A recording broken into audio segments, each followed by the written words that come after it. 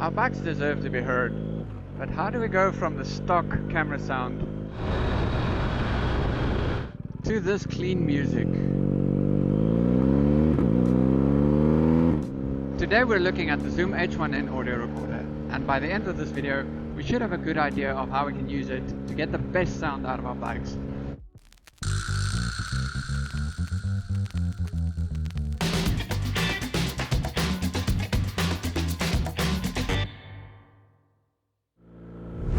Hello everyone, welcome back to some more motorcycle goodness. So some things you're going to need to make this work is obviously the Zoom H1N. Then you're going to need a dead cat that's compatible with the device. It will go in either a backpack, or it will go in a tank bag, or it will go under your rear seat if your bike has the space. Let's dive right in and have a look at the first round of samples with the device stowed under the rear seat with the dead cat on.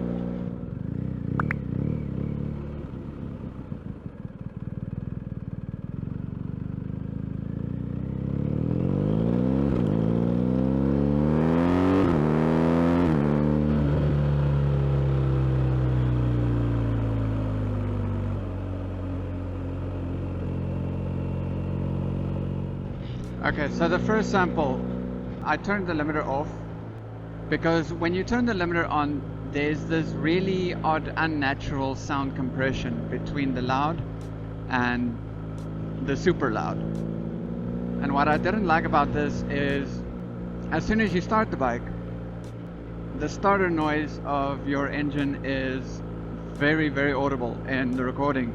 However, as soon as the engine actually fires, and the sound comes out of the exhaust, especially with the H1N near the exhaust under the seat, you hear a perfect recording of the starter going, but then immediately followed by a muffled engine sound, and that's not very attractive at all. So what I did there for that test, I just turned the limiter off to see what it's going to do. There would have been some peaking and clipping, and that you can hear very clearly even with the bike at idle. The bike is not even going anywhere. And it sounds very distorted, and there's very little you can do at that point to actually clean up that audio, or at least I think so.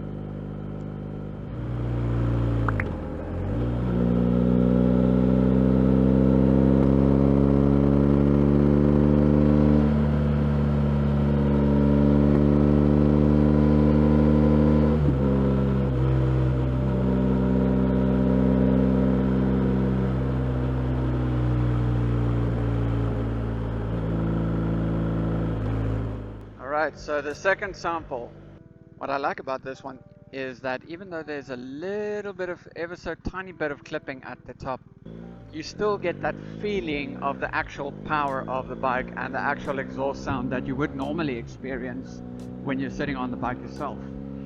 It's the most natural representation that I can give you at the moment about what my bike actually sounds like when I'm riding on it.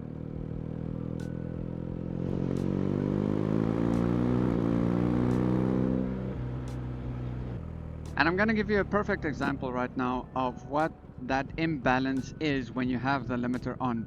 So I switched it back up to gain level 4, and I turned the limiter on to try and see if we can get rid of some of that excessive clipping at the top.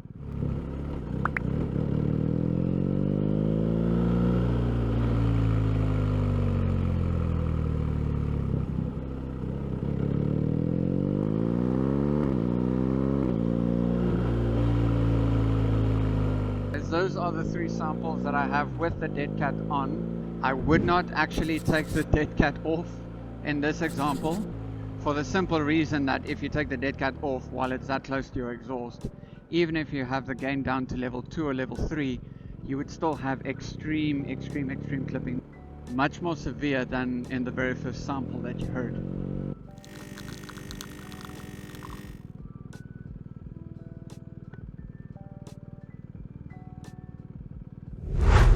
Alright guys, now that I'm coffee fueled again, it's time to take the H1N out from under the seat and put it in my backpack and get a few recordings that way. Let's see how that goes.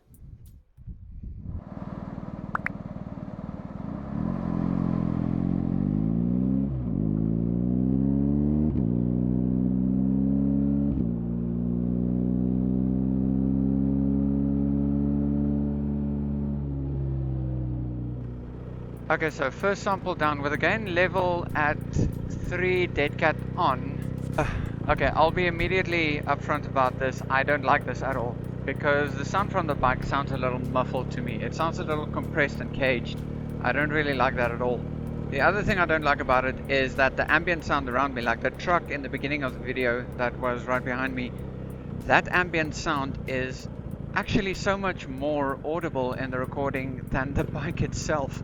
And I think the reason for this is that the H1N is so much further away from a prominent sound source, which is the exhaust, that it's getting room to actually take in all the other audio around it.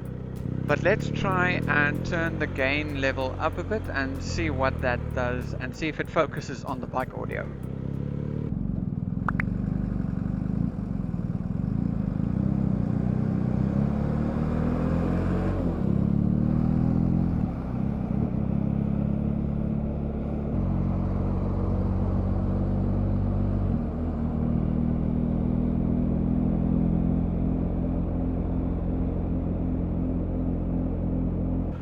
Alright, bike audio is immediately more audible, and that's something I like. You have to bear in mind that you have a dead cat on the H1N, and now you're stuffing it in a backpack as well, and your backpack has probably a few liners and then an external material that further muffles down the sound before it actually reaches your H1N. In that sense, putting the H1N in your backpack is not really the best thing that you can do if you want the cleanest sound of your bike. So far, if you want the clean sound, then you're probably going to have to put the H1N under the seat or closer to the exhaust.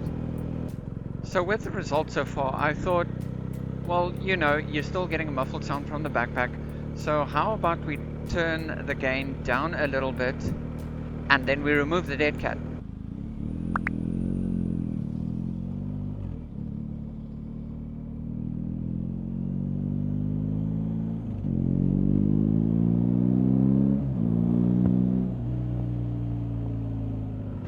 Although this also opens up the device to actually being prone to environment noise like vehicles. So if you're going to be stuck in traffic while you do this, if you're going to be in the middle of the traffic or on the highway, for example, then it's probably not going to be something nice to listen to. So these tests have actually prompted me to fully employ and test out for myself what is known as the SCHAAF method. He's a YouTuber, I'll link that video up right here. He actually goes and puts the auto gain level on. This is something that I promised myself for a very long time that I'm going to stay away from, because I told myself I'm going to do this right. I'm going to do this professionally and I'm going to get it right no matter what.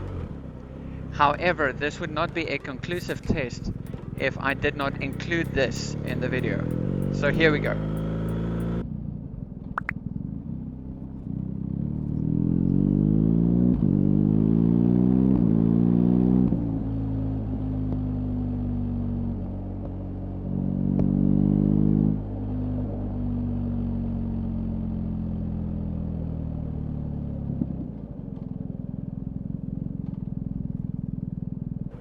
So to be quite frank with you, that's the best sample from the whole set with the H1N and the backpack.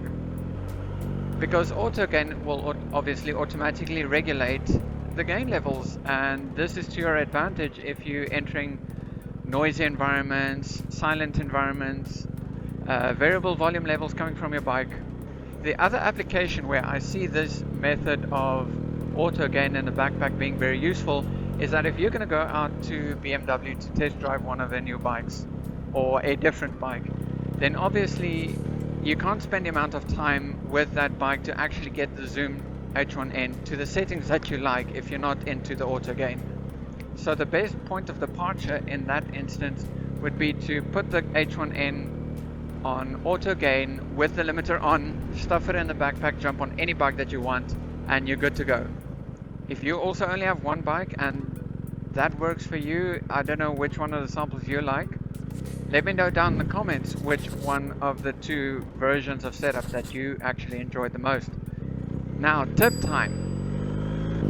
Tip number one, if you're in a situation where the H1N will not be lateral according to your bike when you put it under the rear seat, this is not a problem. Put it sideways like I do in mine, because all you have to do in post-production from this point forward is choose the channel with the higher volume and then duplicate it on the other channel with the lower volume in order to simulate an equal stereo sound. Tip number 2, rather have the gain level on the H1N softer than louder. It's easier to make a softer sound a little more loud than it is to remove clipping from a very loud sound. Well, there we go guys, that's all I have time for at the moment. If you got any value out of this video, please consider subscribing and leave a like on this video, and then I'll see you in the next one. Bye bye.